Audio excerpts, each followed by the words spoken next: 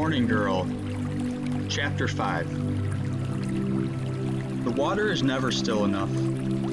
Just when I can almost see my face, when my eyes and my nose and my mouth are about to settle into a picture I can remember, a fish rises for air, or a leaf drops to the surface of the pond, or Starboy tosses a pebble into my reflection, and I break into shining pieces. It makes no sense to him that I'm curious about what people see when they look at me. "They see you," he said, as if that answered my question. We were searching for ripe fruit on the trees behind our house. "But what is me?" I asked him. I wouldn't recognize myself unless I was sitting on the bottom of a quiet pool, looking up at me looking down. "You are... you." He lost his patience and walked away to find his friend, Red Feathers. But what did "you" mean? I knew my hands very well. I study them when I trim my nails with the rough edge of a broken shell, making them smooth and flat.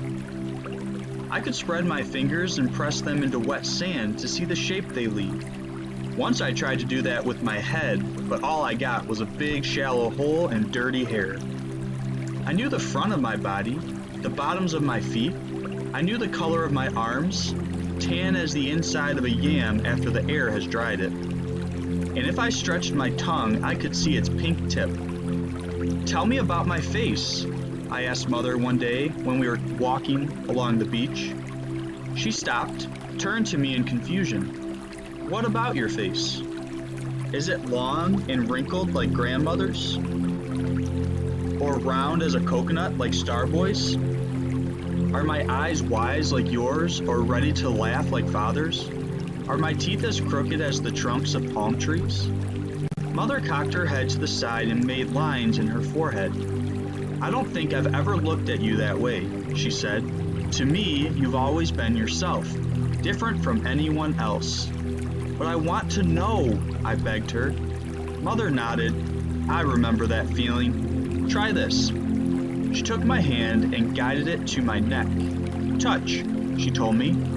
Very softly. "No, close your eyes and think with your fingers. Now compare." She placed my other hand on her face, the face I knew better than any other. I traced the line of her chin. Mine was smaller, pointier. I followed her lips with one thumb, my own with the other. Hers seemed fuller. "Your mouth is wider," I cried, unhappy with myself. "That's because I'm smiling, Morning Girl." And suddenly my mouth was wide too, and my cheeks were hills on either side. Next I found the lashes of our eyes, then moved above them. Even without watching, I could see the curved shape of Mother's dark brows. It made her look surprised at everything, surprised and delighted. "Mine are straight," I said, "like your grandfather's." He had always looked tired. I liked surprised better. "Now here," Mother cupped my fingers around the tip of my nose. I could feel the breath rush in and out of my nostrils. I could smell the fruit I had picked with Starboy. Finally, we moved to the ears, and in the dark they were as delicate and complicated as the inside of a spiral shell, but soft. "Our ears are the same," I told Mother, and she felt with her own hand, testing and probing every part. "You're right." She sounded as pleased as I was. I opened my eyes and memorized her ears. At least that part I would now recognize. "Did this help you?" she asked me. "Do you know Morning Girl any better?" "Oh yes," I said. "She has a chin like a starfish and brows like white clouds on the horizon. Her nose works. Her cheeks swell into mountains when she smiles. The only thing right about her is her ears." Mother covered her mouth the way she does when she laughs and doesn't want anyone to stare. "That's my Morning Girl," she said. "That's her exactly." The next day, as I was getting up and Starboy was about to go to sleep on his mat, I leaned close to him. "What does my chin look like?" I demanded. He blinked, frowned, made his eyes small while he decided. "A starfish," he finally said. I was very worried until I saw he was making a joke. "I heard Mother telling Father," he confessed when I pinched him. But I don't know. He rubbed his arm, showed me where I had made it turn red. To me, it looks more like the end of the rock that juts out into the ocean near the north end of the island, the one they call the giant digging stick. You don't have to be curious about your face, I whispered. All you have to do is wait for a jellyfish to float on shore and get stranded when the tide leaves.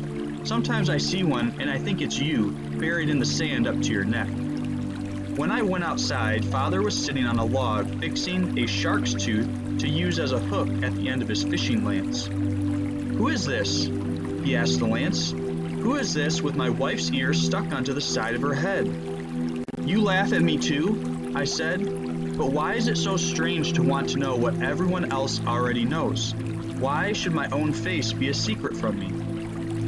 "There is a way," Father said kindly, and motioned me to stand beside him.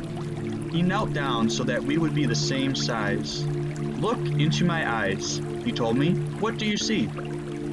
I leaned forward, stared into the dark brown circles, and it was like diving into the deepest pools. Suddenly, I saw two tiny girls looking back. Their faces were clear, their brows straight as canoes, and their chins as narrow and clean as lemons. As I watched, their mouths grew wide. They were pretty. Who are they? I couldn't take my eyes off those strange new faces. Who are these pretty girls who live inside your head? They are the answer to your question, Father said, and they are always here when you need to find them.